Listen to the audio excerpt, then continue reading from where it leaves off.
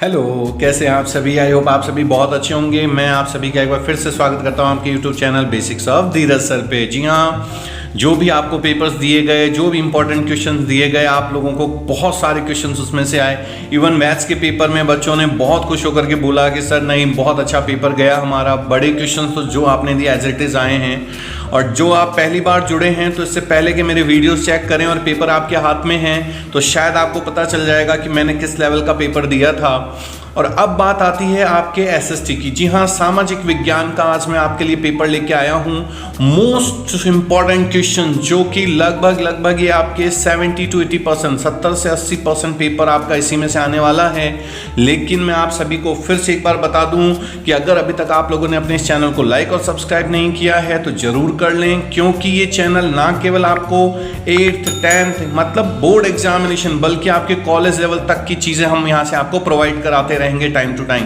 और साथ ही साथ मोटिवेशनल वीडियोस भी आप लोगों के लिए आते रहेंगे जो कि आप लोगों को मोटिवेट करेंगे। तो चलिए हम स्टार्ट करते हैं। सबसे पहला हमारा चैप्टर स्टार्ट करते हैं। देखिए, जो सामाजिक विज्ञान का जो 10th का पेपर है आपका राजस्थान बोर्ड का, उसमें जो फर्स्ट नंबर का चैप्टर है वो 7 नंबर का है।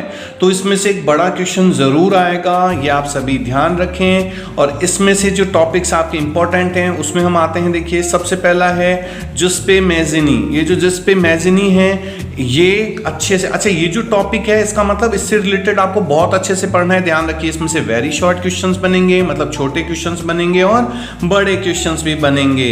सेकंड है काउंट कैमिलो डी कैवोर। अपना कॉपी पेन लेके बैठिए और इन सबको नोट करते रहिए। और जो बच्चे बड़े लेवल की तैयारी कर रहे हैं, मतलब 80 90 या मेरिट की तैयारी कर रहे हैं, बीच बीच में मैं उनको भी हिंट दूंगा कि कैसे आप ज़्यादा से ज़्यादा स्कोर कर सकते हैं।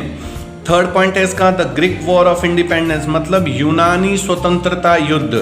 ठीक है। फोर्थ पॉइंट जो इसमें से आपको अच्छा करना है वो है फ्रैंकफर्ट पार्लियामेंट, फ्रैंकफर्ट संसद। और फिफ्थ पॉइंट आता है इसमें women role in national movement. इसमें मैरिनमा और ये जर्मेनिया, मतलब राष्ट्रवादी संघर्षों में महिलाओं की भूमिका। ये जो भी आपने रिफ्रेशर से पढ़ा है, पासबुक से पढ़ाई की है, किताब में, ये सारे टॉपिक आपको मिल जाएंगे, वो आपको अच्छे से करने हैं। मारियाना और जर्मेनिया ये दोनों बहुत इंपॉर्टेंट नाम है, इनमें से आपको शॉर्ट क्वेश्चंस मिलने के पूरे चांसेस हैं। नेक्स्ट जॉल्वेराइन, ये भी बहुत इंपॉर्टेंट टॉपिक है इस चैप्टर का, जॉल्वेराइन, ध्यान से देख लीजिए। और नेक्स्ट है इटली और जर्मनी का एकीकरण। इसमें से एक बड़ा प्रश्न बनता है, ध्यान रखिए, अगर 4-5 नंबर का क्वेश्चन आएगा तो इटली या जर्मनी का एकीकरण में से आएगा। जिन बच्चों ने साल भर पढ़ाई नहीं की है, मैं ये जो टिक लगाता जा रहा हूं इनको अच्छे से करते चले जाइएगा, आप लोगों के बहुत काम आने वाला है। अब जर्मनी का एकीकरण, तो इसके जितने पॉइंट हैं वो पॉइंट याद कीजिएगा। आप देखिए, जो बच्चे मेरिट के लिए प्रिपेयर कर रहे हैं उनको मैं हिंट दूंगा कि जो भी आप बड़े क्वेश्चन अटेम्प्ट करें, जो बड़े क्वेश्चन अटेम्प्ट करते हैं तो उनके जो पॉइंट्स हैं, जैसे जर्मनी के एकीकरण के 4 या 5 पॉइंट्स हैं, उनको आपको अच्छे से लिखना है और हर एक में कॉमास वगैरह यूज करना है। मतलब एग्जामिनर को हमें ऐसे दिखाना है कि ये पॉइंट्स ही हम उसको दिखाना चाह रहे हैं। समझ रहे हैं आप? जैसे आपने मान लीजिए फ्रैंकफर्ट संसद लिखा तो ऐसा कॉमास लगाइए वर्ड्स को, वो अलग से ही आपके आंसर में दिखाई देता है कि कैसे आपने इस आंसर को अटेम्प्ट किया है। तो इसमें से एक बड़ा क्वेश्चन आएगा, ये ध्यान रखिए। तो बड़े क्वेश्चन में आपके इटली और जर्मनी का जो एकीकरण है बहुत इंपॉर्टेंट है, या इन सब में से मिक्स करके क्वेश्चन आएगा। तो ये आपके पहले चैप्टर्स के पॉइंट्स थे जो आपको करने हैं। नेक्स्ट आ जाइए चैप्टर नंबर 2। जो चैप्टर नंबर 2 है, देखिए वो भी 7 नंबर का है, 7 नंबरों का ये चैप्टर बनता है। और इसके अंदर जो इंपॉर्टेंट पॉइंट है, जैसे खिलाफत आंदोलन, खिलाफत आंदोलन कब शुरू हुआ, क्यों शुरू हुआ और इसमें गांधी जी क्यों इन्वॉल्व हुए, मतलब इससे रिलेटेड आपको पूरा पढ़ना है। इसमें से भी एक बड़ा क्वेश्चन आएगा 4 से 5 नंबर का, ध्यान रखिएगा। दूसरा असहयोग आंदोलन। असहयोग आंदोलन, ये जितने आंदोलन हैं इन सभी की डेट्स और इन सभी के जितने पॉइंट्स थे ध्यान रखिए। लॉन्ग और शॉर्ट में आपको इनमें, ये सामाजिक विज्ञान है, नंबर तभी मिलेगा जब इसको आप पॉइंट टू पॉइंट क्लियर करेंगे। तो असहयोग आंदोलन। थर्ड पॉइंट है इसका साइमन कमीशन। साइमन कमीशन क्यों आया, उसका क्यों बहिष्कार किया गया, वो सारा आना चाहिए।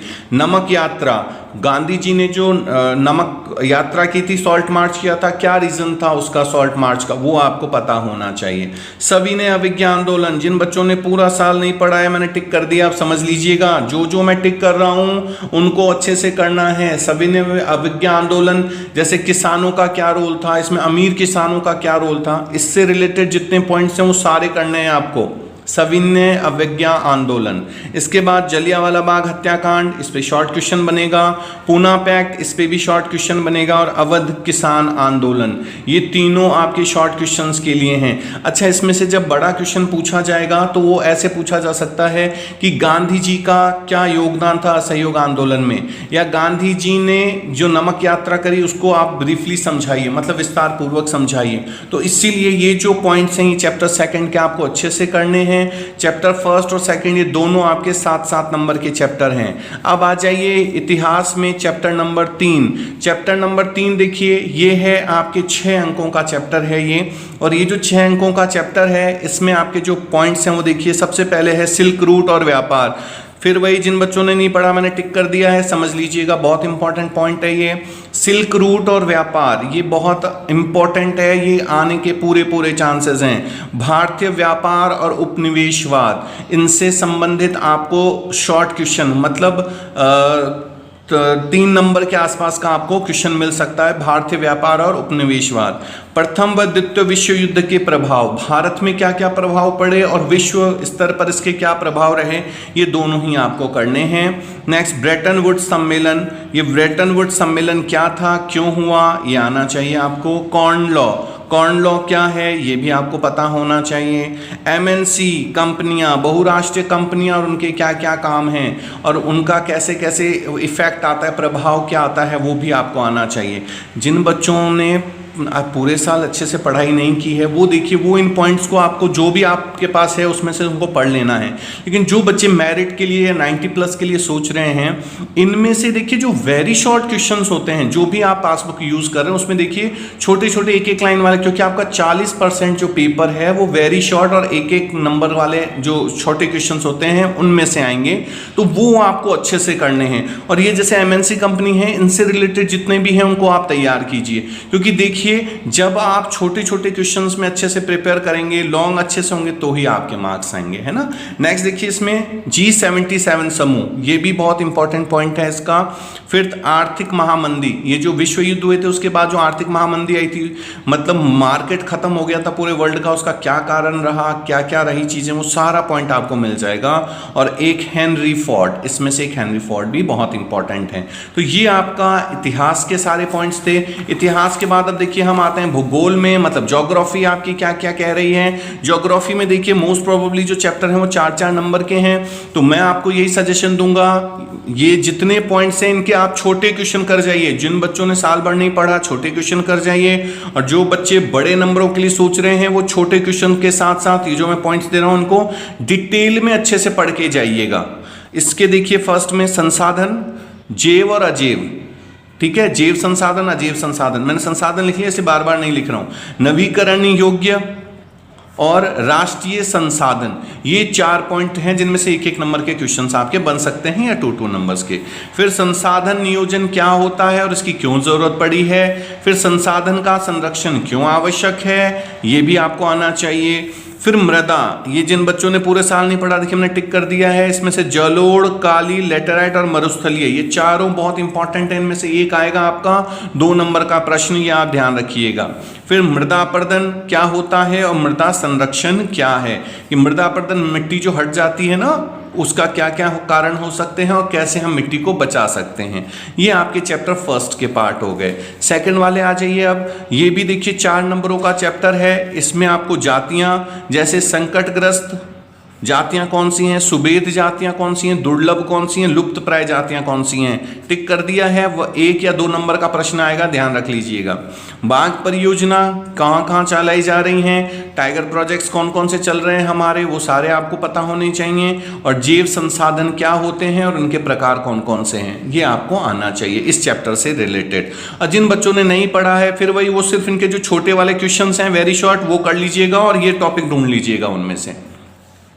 अब आते हैं चैप्टर नंबर 3, देखिए इसका जल संसाधन, ये चैप्टर है, ये भी आपके 4 नंबरों का चैप्टर है। इसमें आपको बहुउद्देश्य नदी परियोजनाएं, जो जो बहुउद्देश्य नदी परियोजनाएं चलाई जा रही हैं या आपके सिलेबस में हैं उनको आपको अच्छे से पढ़ना है। और बांध क्या होते हैं और इनके क्या क्या फायदे हैं ये आप कर लीजिएगा। बांध से संबंधित एक क्वेश्चन 2 नंबर या 1 नंबर का आएगा। नर्मदा बचाओ आंदोलन, इससे रिलेटेड टॉपिक नर्मदा बचाओ आंदोलन क्या था, क्यों चलाया गया, ये आपको आना चाहिए। फिर परंपरागत वर्षा संग्रहण पद्धतियाँ, ये परंपरागत मतलब जो हमारे पुराने टाइम से जो चले आ रहे हैं, आपके बुक में बहुत अच्छे से दे रखा है, ये 1 या 2 नंबर का क्वेश्चन इसमें से भी आएगा, ढंग से कर लीजिएगा। और वर्षा जल संग्रहण, जो बारिश का जल है उसको क्यों संग्रहण करना चाहिए, क्यों इकट्ठा करना चाहिए, उससे संबंधित हो गया ये। अब आ जाइए इसके चौथे नंबर चैप्टर पे। तो देखिए जो चौथा चैप्टर है वो है कृषि। कृषि ये भी 4 अंकों का चैप्टर है। इसके जो पॉइंट्स हैं, पहला वैश्वीकरण का कृषि पर प्रभाव, जो वैश्वीकरण हो रहा है, ग्लोबलाइजेशन हो रहा है, उसका एग्रीकल्चर पर क्या प्रभाव पड़ा है। चावल व गेहूं की खेती के लिए क्या क्या परिस्थितियां जरूरी हैं, ये आपको आना चाहिए। मतलब कितना तापमान चाहिए, कैसी मिट्टी चाहिए, कैसी मिट्टी में उगते हैं, वो सारी चीजें। फिर कर्तन दहन प्रणाली मैंने टिक कर दिया, समझ जाइएगा। स्लैश एंड बर्न, मतलब स्लैश एंड बर्न जो पद्धति है वो क्या है और कैसे काम करती है वो। और ये भूदान और ग्रामदान, ये बहुत इंपॉर्टेंट टॉपिक है दोनों इस चैप्टर के। 1 या 2 नंबर के क्वेश्चन इनमें से बनने वाले हैं, तो इनको आपको अच्छे से करना है। अब आ जाइए चैप्टर नंबर 5। चैप्टर नंबर 5 है खनिज। देखिए खनिज भी जो है वो 4 नंबरों का आपका चैप्टर है। इसमें से आपके जो पॉइंट्स हैं, एक तो परंपरागत व गैर परंपरागत ऊर्जा संसाधन, टिक कर लीजिए, चाहे 1 नंबर का है, 2 नंबर का है या 3 नंबर का है, क्वेश्चन जरूर आएगा इसमें से। नेक्स्ट खनिज, खनिज क्या होते हैं, कैसे होते हैं वो।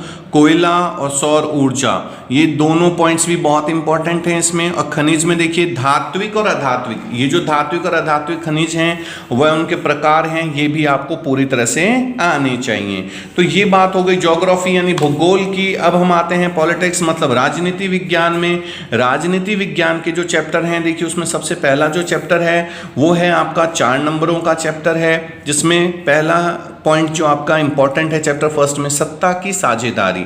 ये सत्ता की साझेदारी बहुत इंपॉर्टेंट है, इसको आपको अच्छे से करना है। इसमें से भी 1 या 2 नंबर का क्वेश्चन बनेगा। श्रीलंका और बेल्जियम का जो भी इनका जातीय कॉम्बिनेशन है, वहां पर कौन कौन से लोग रहते हैं, कितनी % बोलियां भाषाएं बोली जाती हैं, वो आपको आना चाहिए, इसमें से भी क्वेश्चन आएगा। ये दोनों ही टॉपिक इसके इंपॉर्टेंट है, जिसमें से क्वेश्चंस आ सकते हैं। और इनके अलावा आप एक काम कीजिएगा, पॉलिटिक्स में जो वेरी शॉर्ट है ना, मतलब छोटे जो क्वेश्चन है 1-1 नंबर वाले, वो अच्छे से देख जाइएगा। संघवाद, संघवाद में देखिए संघीय शासन व्यवस्था, इसके 2 प्रकार हैं, साथ आकर या साथ रखने पर। ये दोनों ही आपको करने हैं, ये बहुत इंपॉर्टेंट टॉपिक है इसका संघीय शासन व्यवस्था में। एक को भी पूछा जा सकता है या दोनों से संबंधित भी पूछा जा सकता है। नेक्स्ट देखिए इसमें पंचायती राज व्यवस्था, इसके कितने स्टेप हो सकते हैं, पंचायती राज व्यवस्था के जो अलग अलग टॉपिक्स हैं उस पर क्वेश्चन पूछा जा सकता है। तो पंचायती राज व्यवस्था को अच्छे से करना है। अब आते हैं हम इसके चैप्टर नंबर 3 पे। तो देखिए चैप्टर नंबर 3 जो है इसका वो है लोकतंत्र। ये 3 नंबर का ही है, तो इसमें से आपको ज्यादा से ज्यादा लोकतंत्र की परिभाषा या उसकी विशेषता ही पूछा जाएगा। तो लोकतंत्र क्या होता है, वह इसकी क्या विशेषता होती है, ये कर लीजिएगा। और या सामाजिक अंतर से आप क्या समझते हैं, तो इसमें 1-1 या 2 नंबर का एक और 1 नंबर का एक क्वेश्चन आएगा।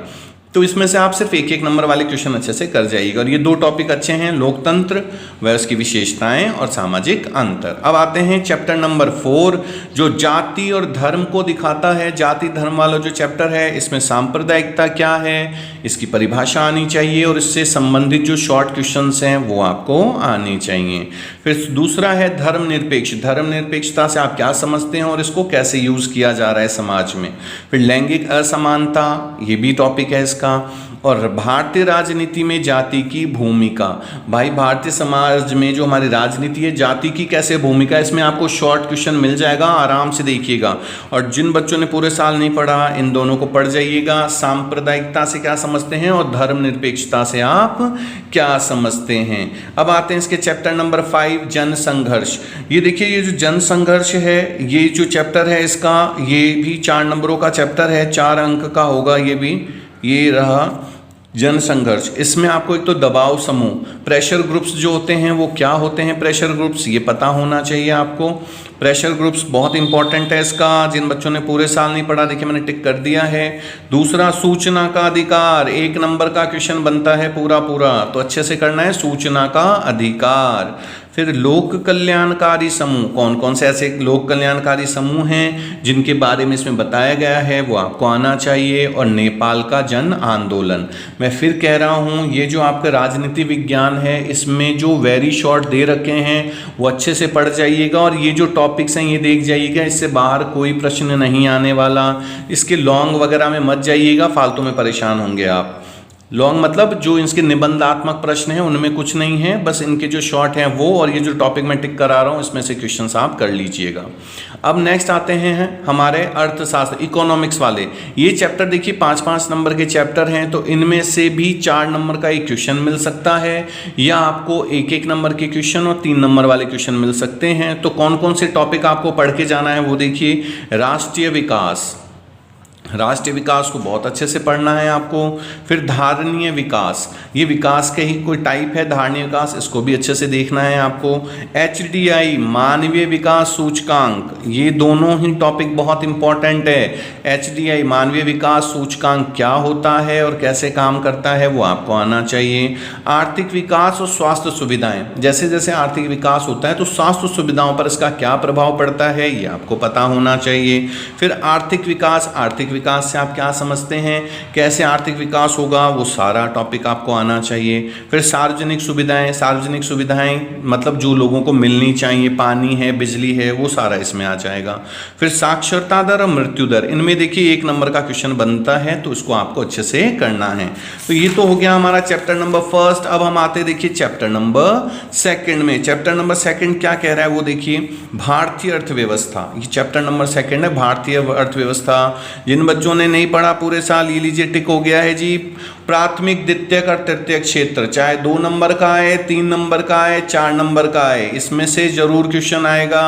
प्राथमिक क्षेत्र मतलब जैसे खेती, जो कि आपको रॉ मटेरियल देते हैं, मतलब जहां से आपको कच्चा माल मिलता है। द्वितीयक क्षेत्र कौन से होते हैं, जैसे फैक्ट्री वगैरह, जो उनको किस में चेंज करते हैं, प्रोडक्ट में, ठीक है। और तृतीय क्षेत्र में आ जाते हैं सर्विस, जैसे डॉक्टर, टीचर, ये सब जो सर्विस प्रोवाइड कराते हैं, या ट्रांसपोर्ट है, वो तृतीय क्षेत्र। तो इनको अच्छे से करके जाइएगा, इसमें से बहुत अच्छा क्वेश्चन मिलने वाला है। फिर काम का अधिकार 2005, ये आपको टॉपिक भी अच्छे से करना है। फिर संगठित व असंगठित क्षेत्र, इनके अंदर जो अंतर है ये अच्छे से कर जाइएगा, बहुत अच्छा क्वेश्चन है इस चैप्टर का। और बेरोजगारी व प्रकार, इसमें से क्वेश्चन जरूर आएगा, ये भी अच्छे से करना है आपको। और ये जो मैंने प्रतिशत निकालना दिया है, ये जो भी आप बुक्स यूज कर रहे हैं उसमें आप देखिएगा, उसमें दे रखा है कि आप प्रतिशत कैसे निकालेंगे जीडीपी का। तो उसमें जीडीपी या जो भी ग्रोथ का दे रखा है उसमें टोटल नीचे आ जाएगा, 100 से मल्टीप्लाई जिसका निकालना है ऊपर करके परसेंटेज निकलेगा, वो दिख जाएगा आपको अलग से क्वेश्चन ऐसे परसेंटेज वाले, वो जरूर करके जाइएगा, 1-1 नंबर के आने के चांसेस हैं पूरे। नेक्स्ट इसमें चैप्टर नंबर 3 देखिए। चैप्टर नंबर जो 3 है वो है मुद्रा और साख। मुद्रा और साख में से आप मुद्रा व आधुनिक रूप इसके कौन कौन से हैं वो आपको अच्छे से करना है। ऋण व प्रकार, इसमें से एक क्वेश्चन जरूर आएगा, इसको अच्छे से कीजिएगा। ऋण व प्रकार मतलब कहाँ कहाँ से लोन जो मिलता है और उसके क्या क्या प्रकार होते हैं। उसके अलावा बैंक 1 नंबर का भी क्वेश्चन बनता है देखिए इसमें, और 3 नंबर का भी क्वेश्चन बनता है। बैंक व इसकी कार्य प्रणाली, ऐसे भी प्रश्न आ सकता है कि बैंक क्या है व इसकी क्या कार्य प्रणाली है, या बैंक किस प्रकार से लोगों को ऋण देता है। तो ये बैंक का टॉपिक बहुत इंपॉर्टेंट है, जिन्होंने नहीं पढ़ा मैंने टिक कर दिया है, ध्यान रखिएगा। और साख ये कुछ पॉइंट्स हैं इसके 4 जो आपको इस वाले चैप्टर से आपको करने हैं। अब आखिरी चैप्टर आता है 5 नंबर का हमारा, वैश्वीकरण। ये भी देखिए 5 नंबर के इकोनॉमिक्स में से 5 नंबर का चैप्टर है। इसमें पहला है बहुराष्ट्रीय कंपनियां। बहुराष्ट्रीय कंपनियां बहुत इंपॉर्टेंट है, कुछ ना कुछ जरूर आएगा इसमें से, मैंने टिक कर दिया है, देख लीजिएगा। वैश्वीकरण व प्रभाव की ग्लोबलाइजेशन का क्या प्रभाव आया है ये भी आपको आना चाहिए। और फिर है श्रम कानून, किस समय आया ये, और सूचना व प्रौद्योगिकी, ये भी बहुत इंपॉर्टेंट टॉपिक है आपका। और WTO वर्ल्ड ट्रेड ऑर्गेनाइजेशन, विश्व व्यापार संगठन जो है उसका आपको पता होना चाहिए, इससे रिलेटेड क्वेश्चन आएगा। ये जो मैंने टिक किए हैं पूरे स्टार्ट से अभी तक जिन बच्चों बच्चों ने पूरे साल नहीं पढ़ा इनको जरूर पढ़िएगा। अब मैं आपको एक चीज़ और बताऊं, देखिए अगर आपने अभी तक अपने इस चैनल को सब्सक्राइब नहीं किया है तो नीचे दिए गए लाल बटन को जरूर सब्सक्राइब करें, क्योंकि अच्छा अगर आपको आने वाले टाइम में अगर लगे ना यहाँ पे नहीं मिल रही नॉलेज तो आप अनसब्सक्राइब कर दीजिएगा, उसमें कोई फर्क नहीं पड़ता। लेकिन मैं आपको एक चीज़ का विश्वास जरूर दिलाना चाहूँगा कि आने वाले टाइम में आप लोगों की और भी बहुत सारी मदद इस चैनल से होने वाली है। दूसरा हम आते हैं मेन चीज़, जो बच्चे मेरिट की तैयारी कर रहे हैं या 90 अबव का सोच रहे हैं, मैं आपको एक हिंट देके जाने वाला हूं आज। आप लोग वेरी शॉर्ट जैसे कर लेते हैं, जिन बच्चों ने पूरे साल पढ़ाई की है, देखिए लास्ट टाइम में इधर उधर नहीं भागना है, जो पूरे साल आपने पढ़ा है उसी को एक बार अच्छे से रिवाइज करना है। और जो आपके वेरी शॉर्ट क्वेश्चन है, जैसे आप लोग डेस्क वर्क वगैरह जो भी यूज कर रहे हैं उसमें से सिर्फ वेरी शॉर्ट लर्न कीजिए, और जो बाकी के क्वेश्चन हैं वो जो भी बुक से या आपने पासबुक से पढ़ा है बस उसी में टिक कर लीजिए और उनसे लर्न कीजिए। हम क्या होता है लास्ट टाइम में इधर उधर जो अलग अलग आंसर लर्न करते हैं तो हमारे दिमाग से वो चीजें निकलने लग जाती हैं। तो वेरी शॉर्ट मतलब एक एक नंबर के क्वेश्चन के लिए आप डेस्क वर्क या दूसरा कोई भी मटेरियल यूज कर सकते हैं, लेकिन जो भी बड़े क्वेश्चन हैं या शॉर्ट क्वेश्चन हैं उनके लिए जो भी आपने पुरानी बुक से पढ़ा है उसी से पढ़ना है, कोई ज़्यादा चेंज नहीं करना है। अगर वीडियो अच्छी लगे तो अपने इस चैनल को जरूर लाइक और सब्सक्राइब कीजिएगा, और बहुत जल्दी और भी नए टॉपिक के साथ आपसे मिलता रहूँगा। Thank you so much.